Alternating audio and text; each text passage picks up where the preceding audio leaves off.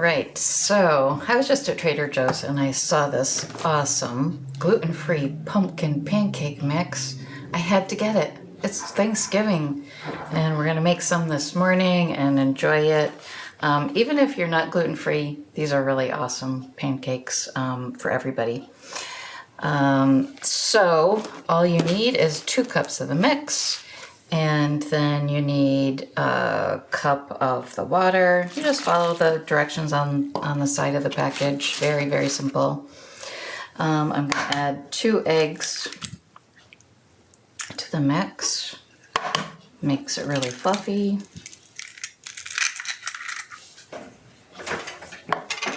And 4 tablespoons of oil.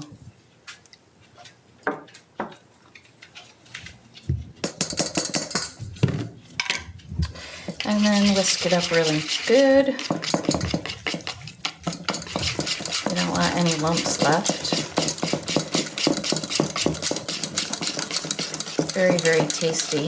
If you don't buy the mix, you can always just use a basic pancake recipe and then add a couple teaspoons of pumpkin pie spice to it. Gives it a nice little flavor.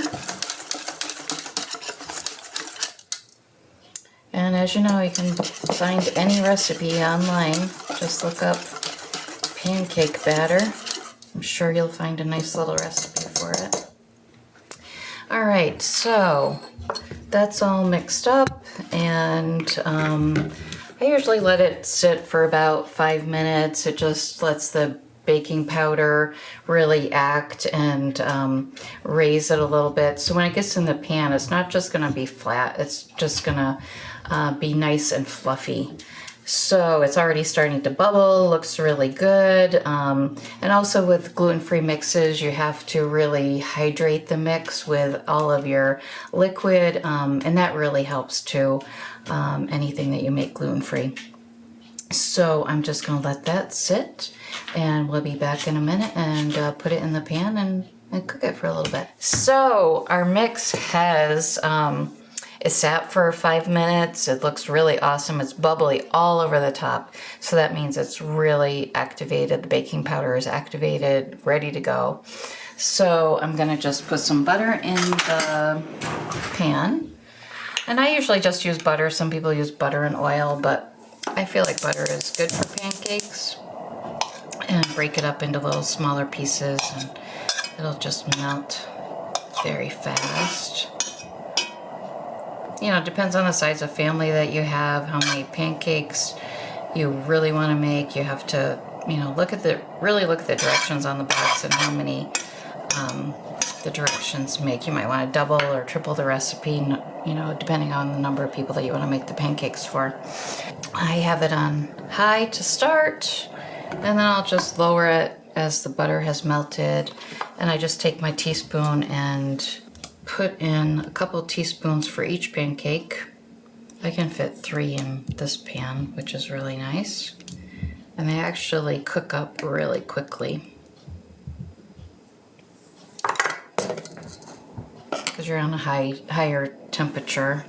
And it'll take a minute or 2 on the first side, but the second side is really gonna cook up quick. And you can also add fruit. You can put blueberries in here if you want. You can put bananas in here. And I just put the batter on in the pan to start, and then I'll throw the fruit on top of whatever I have in there. And then when you flip the pancakes, it's actually gonna cook the fruit at that point.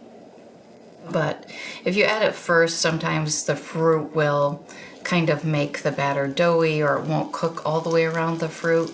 So it's best just to add it, you know, once you have the pancakes in the pan. They're gonna get their backside nicely cooked. It'll be good. The pancakes are already starting to bubble, so that's good.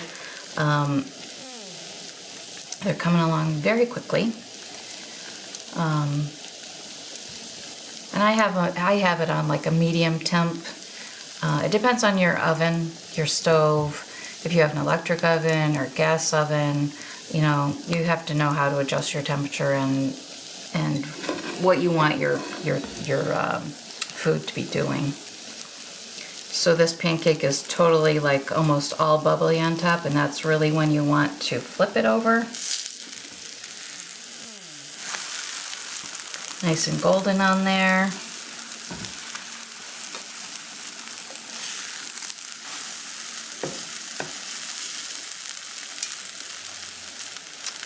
That looks really nice, and it's like, it doesn't take very long at all.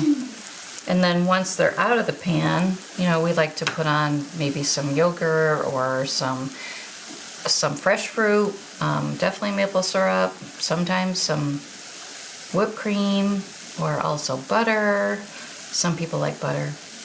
I like the whipped cream. You know, there's no difference, but one is hard and one is soft, really. So, the underside of the pancakes are all dark now. So they are ready to go, ready to come out of the pan. They're looking good. So I'm going to take these out, and I'll just put them on a side plate and cover them up with a towel. Any clean towel that you have, and that keeps them warm. And I'll add more pancakes in here, and then what I'm gonna do is just put some bacon in here to warm it up. I really like to cook like a pound of bacon at a time and just keep it in the fridge for when I need it. And so I put it in a plastic bag, and then when I really want it for breakfast, I'll just put it in this pan with the pancakes, and it warms the bacon up just perfectly in the time that it takes the pancake to cook. So it's really nice, just really convenient to have that bacon ready to go. You know, even when you want it on eggs, you just take it out of the fridge and you crumble it onto your eggs, whatever you want to do. So these are coming along very nicely. I can't wait, especially with that maple syrup on it. Vermont maple syrup was better than that. So I'm gonna flip these over. The bacon is actually already warming up on the side there.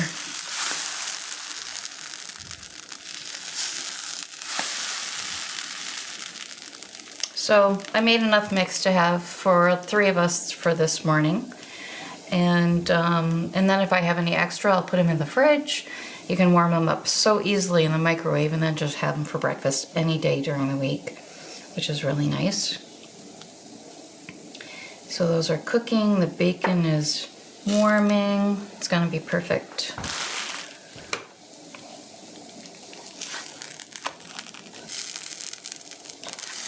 There we go. Coming along.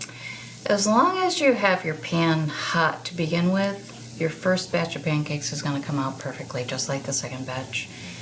Sometimes people don't heat the pan up enough, and the butter may not be ripply or melted all the way, and that's sometimes how you can tell that the pan is ready for your pancakes. If you don't feel like your pancakes are coming out in the first batch, sometimes you just have to throw them away. But that's a shame. So these guys are ready to go too. So this is the perfect breakfast. Some pancakes with maple syrup and some bacon. Some people love their bacon in their maple syrup, some people don't. So sometimes you just have to put your maple syrup on the side, serve it on the side on the table and let people do what they want with it. So I hope you try this someday and really enjoy it. Thank you so much. Say it isn't so. Say it isn't so.